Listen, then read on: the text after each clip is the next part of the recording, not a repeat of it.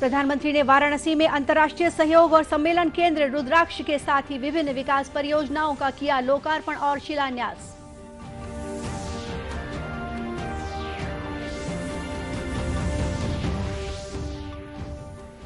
राष्ट्रीय टीकाकरण अभियान के तहत अब तक देश में 39 करोड़ से अधिक लोगों ने लगवाए कोविड के टीके।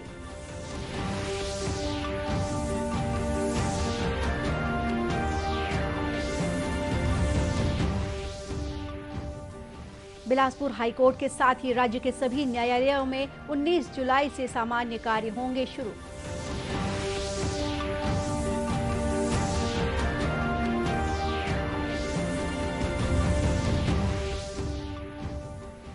और प्रधानमंत्री फसल बीमा योजना के तहत राजनांदगांव जिले में 1,52,000 से अधिक किसानों ने कराया बीमा।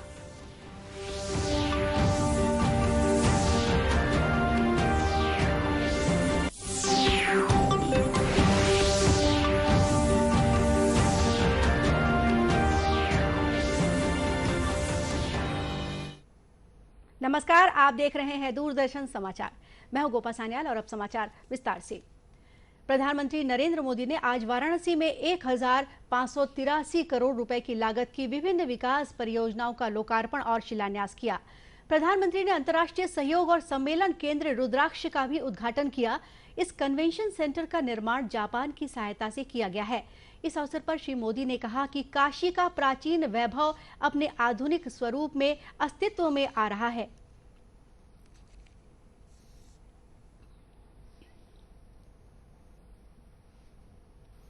आज महादेव के आशीर्वाद से काशीवासियों ने विकास की गंगा बहा दी है। आज ही सैकड़ों करोड़ की अनेक योजनाओं का लोकार्पण और शिलान्यास हुआ और अब ये रुद्राक्ष कन्वेंशन सेंटर काशी का प्राचीन वैभव अपने आधुनिक स्वरूप यानी एक प्रकार से आधुनिक स्वरूप में अस्तित्व में आ रहा है। काशी के बारे में तो कहते ही हैं कि बाबा की ये नगरी कभी थमती नहीं, कभी थकती नहीं, कभी रुकती नहीं।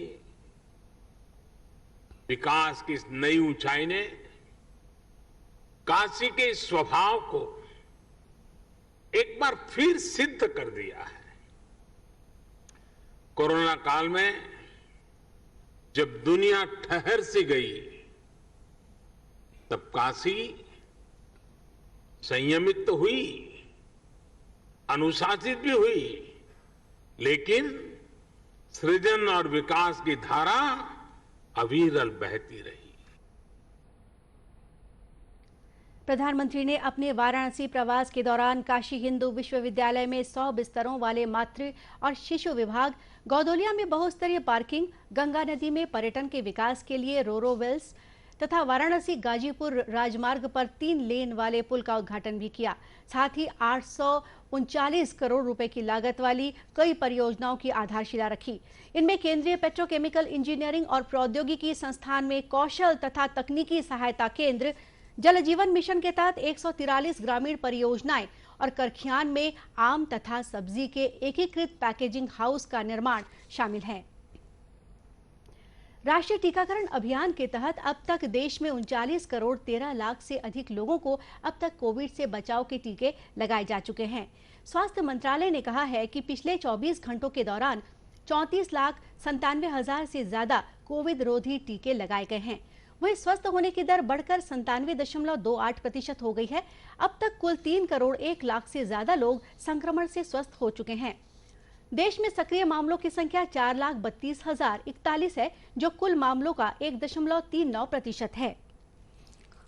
देश में साप्ताहिक पॉजिटिविटी दर 5% से नीचे बनी हुई है। वहीं छत्तीसगढ़ में अब तक कोरोना से बचाव के लिए 1 करोड़ 8 लाख लोगों ने कोविड के टीके लगाए हैं। इनमें 45 वर्ष से अधिक आयु वर्ग के 85% और 18 से 44 आयु वर्ग के 25% नागरिक शामिल हैं। अब तक करीब 89 लाख लोग प्रदेश में पहले और दूसरे दोनों टीके लगवा चुके हैं।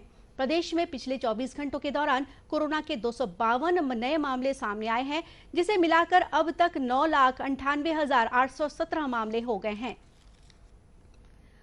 वहीं फिलहाल 4,028 सक्रिय मामले हैं। कोरोना संक्रमण को रोकने के लिए प्रदेश में विभिन्न जिलों में प्रशासन की ओर से लोगों को कोरोना नियमों का पालन करने के निर्देश दिए गए हैं। रायपुर के जिला कलेक्टर सौरभ कुमार ने नगर पालिका अधिकारी तथा जोन कमिश्नरों को कोरोना जांच तथा रोकथाम के उपायों को सख्ती से लागू करने के निर्देश दिए हैं। सार्वजनिक स्थानों पर मास्क और सोशल डिस्टेंसिंग अनिवार्य कर दी गई है। इस संबंध में लोगों को जागरूक भी किया जा रहा है। भारतीय जनता पार्टी के राष्ट्रीय उपाध्यक्ष और पूर्व मुख्यमंत्री डॉक्टर रमन सिंह ने राज्य सरकार पर किसानों के साथ खाद की कमी को लेकर भेदभाव करने का आरोप लगाया है। रायपुर में एक पत्रकार वार्ता में डॉक्टर रमन सिंह ने कहा है कि किसान खाद की कमी से परेशान है और राज्य सरकार अपनी कमियां छुपाने में लगी हुई है।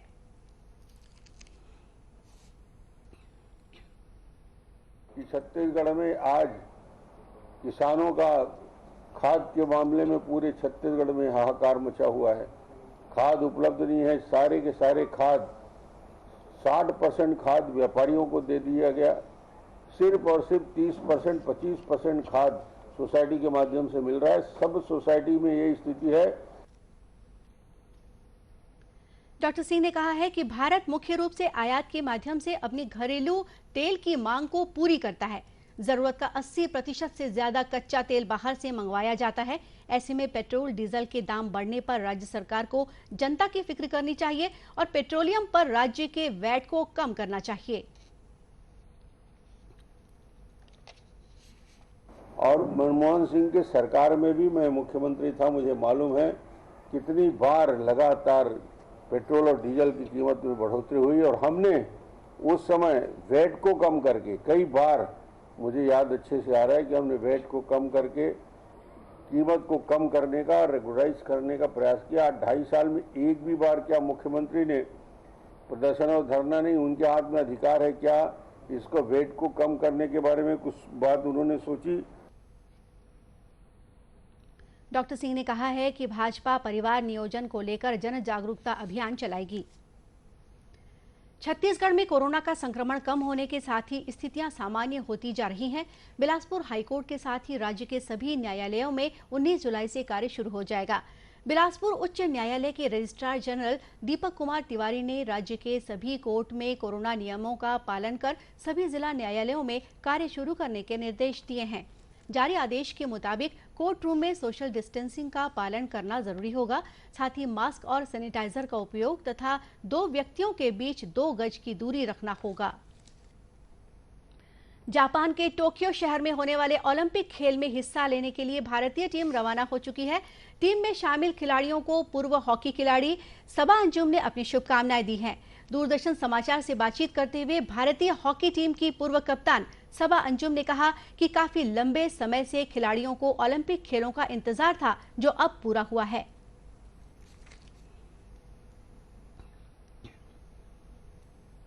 मैं सभी टीमों को बहुत शुभकामनाएं देती हूँ, क्योंकि बहुत लंबा समय हो गया था कि ओलंपिक का इंतज़ार कर रहे थे, प्लेयर प्रैक्टिस कर रहे थे और मतलब वो समय आ गया है। और सभी टीमों को मैं बधाई देते हुए कहना चाहूँगी कि महिला हॉकी टीम का बहुत अच्छी टीम है। उसमें काफ़ी सब यंग प्लेयर है, अभी काफ़ी यंग लड़कियाँ भी अभी आई हैं। और जो रानी रामपाल है अभी जो कप्तान है, वो तो हमारी बहुत जूनियर थी, बच्ची थी, लेकिन अब वो टीम में बहुत एक्सपीरियंस प्लेयर है और बहुत की प्लेयर है। तो मैं यही शुभकामनाएं दूंगी कि वहाँ अच्छा प्रदर्शन करे, अच्छा खेले। बहुत अच्छा समय है मेडल लाने का और हिंदुस्तान के लिए आप मेडल लाइए। और सभी टीमों को भी यही कहूँगी कि मेडल जरूर लाइए ओलंपिक में। वहीं केंद्रीय युवा कार्यक्रम और खेल मंत्री अनुराग सिंह ठाकुर ने टोक्यो ओलंपिक की भारतीय टीम के लिए चीयर सॉन्ग जारी किया है। इस अवसर पर उन्होंने लोगों से अपील की है कि वे एकजुट होकर भारतीय खिलाड़ियों के लिए चीयर करें।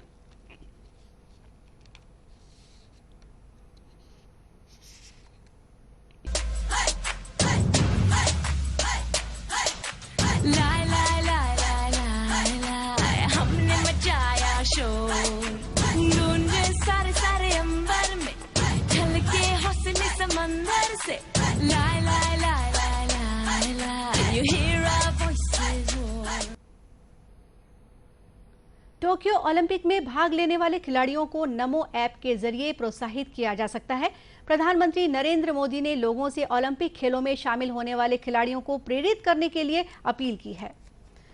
छत्तीसगढ़ के दुर्ग जिले में देश का सबसे बड़ा मानव निर्मित वन तैयार होने जा रहा है। यह नेचुरल हैबिटेट को बढ़ावा देने वाला अहम प्रोजेक्ट होगा, जिसके तहत वन, पशु और पक्षियों को करीब से देखने का अवसर लोगों को मिलेगा। नंदिनी की खाली पड़ी खदानों की लगभग 885 एकड़ जमीन में यह प्रोजेक्ट तैयार किया जा रहा है। इस क्षेत्र में आंवला और सागौन के बहुत सारे वृक्ष मौजूद हैं। इसके साथ ही यहाँ पर लगभग 80,000 औषधीय और अन्य पौधे भी लगाए जाएंगे। दुर्ग वृत्त की मुख्य वन संरक्षक शालिनी रैना ने बताया कि यहाँ प्राकृतिक परिवेश में पक्षियों का पार्क बनाया जाएगा। साथ ही पीपल, बरगद, हर्रा, बहेरा, महुआ जैसे औषधीय पौधे भी लगाए जाएंगे। ये आज हम नंदिनी माइंस के एरिया डंप एरियाज में आए हैं, जिसको वन विभाग द्वारा जो है विकसित किया जा रहा है। ग्रीन कवर बढ़ाएंगे और इसका रिक्लेमेशन कराएंगे। अराउंड 3000 एकड़ एरिया है और यहाँ पे विभिन्न प्रजातियों के करीब 80,000 पौधे लगने हैं। और ये एरिया ग्रीन कवर तो बढ़ाएगा ही बढ़ाएगा, इसको आगे में भविष्य में हम इनको इको टूरिज्म के पॉइंट ऑफ व्यू से भी डेवलप करेंगे। दुर्ग के वन मंडल अधिकारी धम्मशील गणवीर ने प्रोजेक्ट के बारे में बताया कि माइंस की खाली पड़ी जमीन को 3 सालों में जंगल के रूप में विकसित कर लिया जाएगा। यह प्रोजेक्ट इस बात को इंगित करता है कि पर्यावरण के पुनर्संरक्षण के क्षेत्र में बेहतर कार्य कर पर्यावरण के क्षेत्र में उल्लेखनीय कार्य किया जा सकता है।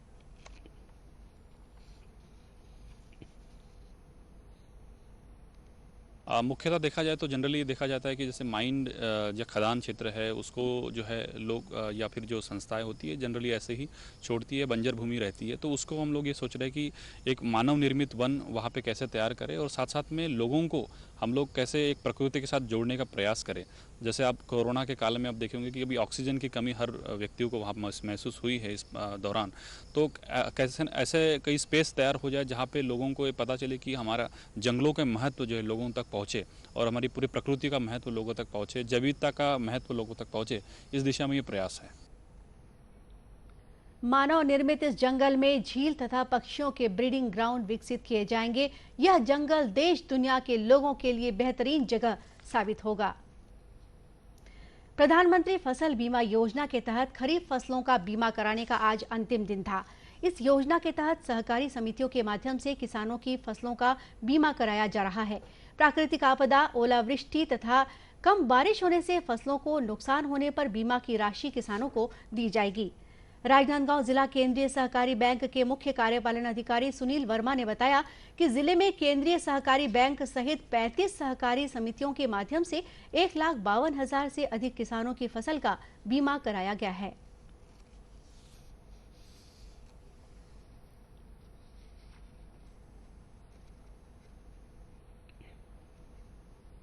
प्रधानमंत्री फसल बीमा 21-22 के लिए 15 जुलाई अंतिम तिथि निर्धारित है और आज दिनांक तक जिला सहकारी केंद्रीय बैंक राजनांदगांव एवं इसके आश्रित 132 सेवा सहकारी समितियों द्वारा अभी तक 1,58,000 किसानों को बीमित किया जा चुका है, जिसमें से 1,19,000 राजनांदगांव जिले का और शेष कबीरधाम जिले के किसानों द्वारा अपना पंजीयन करा लिया गया है और बीमा आवरण प्राप्त कर लिया गया है।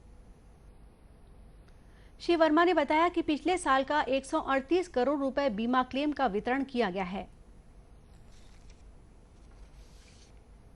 गत वर्ष 19-20 में जिले के किसानों के लिए जो क्षतिपूर्ति घोषित हुई थी, कुल 92,854 किसानों को 138 करोड़ का क्षतिपूर्ति का भुगतान जिला सहकारी केंद्रीय बैंक की समितियों के माध्यम से किया गया है।